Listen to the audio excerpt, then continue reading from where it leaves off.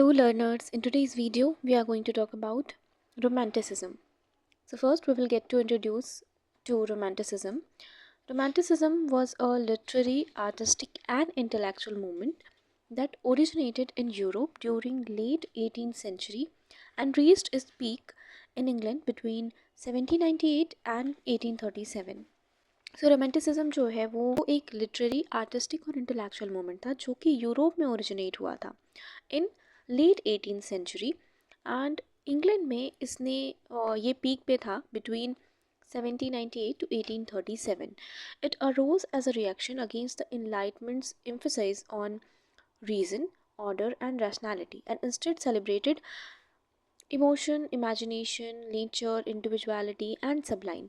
सो romanticism एक reaction था enlightenment के अगेंस्ट, बिकॉज एनलाइटमेंट एज में सब कुछ एम्फसाइज कर रहा था रीज़न, ऑर्डर और रैशनैलिटी को.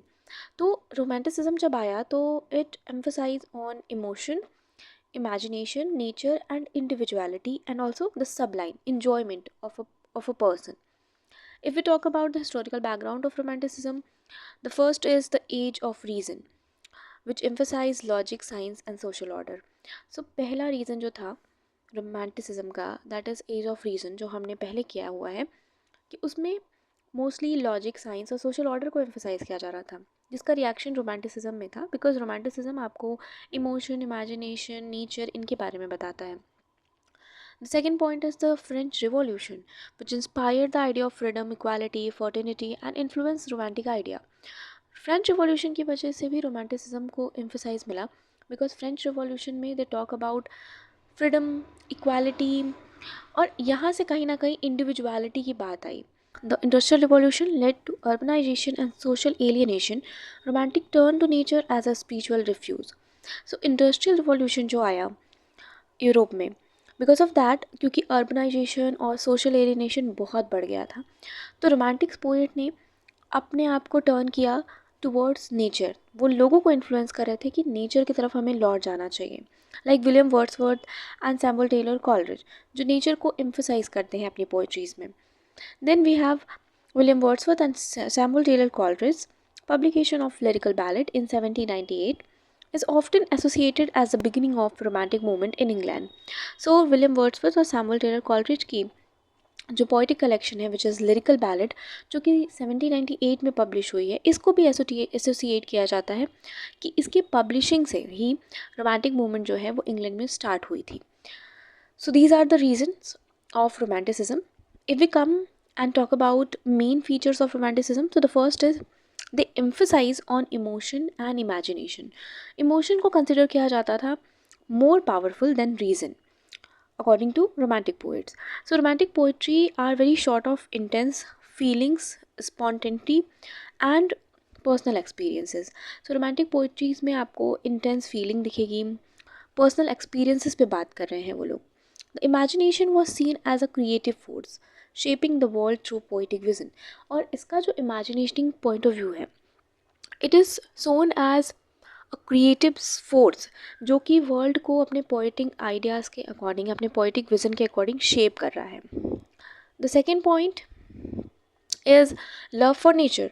सो nature was viewed as a life, divine and a source of moral and spiritual truth. Nature को दिखाया गया है कि वो कैसे अलाइव्ड है हमारे बीच में, वो डिवाइन है और सिर्फ वही एक सोर्स है जो हमें स्पिरिचुअली एंड मोरल ट्रुथ से इंट्रोड्यूस कराता है. Romantic poet often portrayed nature as a teacher, healer and companion. Romantic poet के according nature हमारा teacher है, healer है, companion भी है. And this love for nature is a reaction against industrialization and urban corruptions. Okay. Third, we will see the individualism and subjectivity. Romantic poets and the writings of romanticism, it celebrates the unique self and inner feeling of the poets and writers. The poet become a prophet or visionary, expressing the depth of human experiences.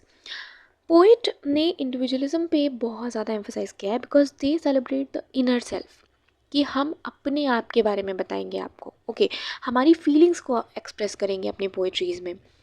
वो एक profit या visionary बन गए थे अपनी poems के through, and they try to express the depth of human experience, मतलब एक छोटे से छोटे ह्यूमन एक्सपीरियंस को उन्होंने बहुत डेप्थ में जाके उसके बारे में बात करी है, बहुत डेप्थ में जाके उसको एनालाइज किया है। Personal emotion replaced public theme of new classicism era, और कहीं ना कहीं जो पर्सनल इमोशन है वो उसने पब्लिक थीम जो था न्यू क्लासिज्म एरा के टाइम पे उसको रिप्लेस कर दिया था। Fourth point is interest in past and exotic. They were fascinated by the Middle Age, folk cultures and mysterious past. और also romanticism के टाइम पे they also talk about Middle Age, folk culture मतलब local culture की वो बात करते थे, and also जो हमारा पास्ट रहा है, जो मिस्टीरियस पास्ट है, उसके बारे में भी बातें होती थी during romanticism. These are some English romantic poets, and the themes which they use in their works. First, we have William Wordsworth, who is also known as poet of nature, because he believed nature lead to moral and spiritual growth. And in major work Tinton Abbey, The Prelude and Lyrical Ballad, he advocated for simple language and humble subject. William Wordsworth ने simple language की बात करी है and humble subject की बात करी है because उससे पहले the poets and writer use very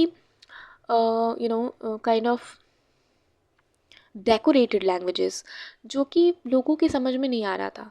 so William Wordsworth ने सोचा कि नहीं, अभी हो गया है, we have to start using simple languages because उन लैंग्वेजेस को लोग आसानी से समझ पाएंगे. Then we have Samuel Taylor Coleridge 1772 to 1834. He focused on imagination, supernatural and psychological depth. He introduced the concept of willing suspension of disbelief. इनके work है the rime of ancient mariner and Kubla Khan. So William Taylor Coleridge ने imagination पे, supernatural elements पे और psychological depth पे बहुत ज़्यादा focus किया है अपने वर्क्स में. इनका कॉन्सेप्ट था विलिंग सस्पेंशन ऑफ डिसबिलीफ, और इनके ये कुछ वर्क्स हैं. Then we have Lord Byron 1788 to 1824, known for his Byronic hero, which is proud, rebellious, passionate and self-destructive. He explored individual freedom and defiance. So Lord Byron जो है ये अपने बायरनिक hero की वजह से जाने जाते हैं, जिनका ये कैरेक्टरिस्टिक कुछ ऐसा होता था कि वो प्राउड, रिबेलियस, पैशनेट और सेल्फ डिस्ट्रक्टिव होते थे. इनका जो मेजर वर्क है that is Don Juan. Then we have P B. Shelley 1792 to 1822, an idealist and revolutionary poet, believed in the nature, in the power of love, beauty and imagination to transform the world. इनके poems हैं ode to the west wind, to the skylark. So P B. Shelley जो है वो एक idealistic और revolutionary poet थे, मतलब उन्होंने बहुत मॉडर्नाइज पोएम्स लिखे हैं, और इनका बिलीव था लव, ब्यूटी और इमेजिनेशन में, कि कैसे लव, ब्यूटी और इमेजिनेशन जो है वो पूरे वर्ल्ड को ट्रांसफॉर्म करने के लिए इनफ है.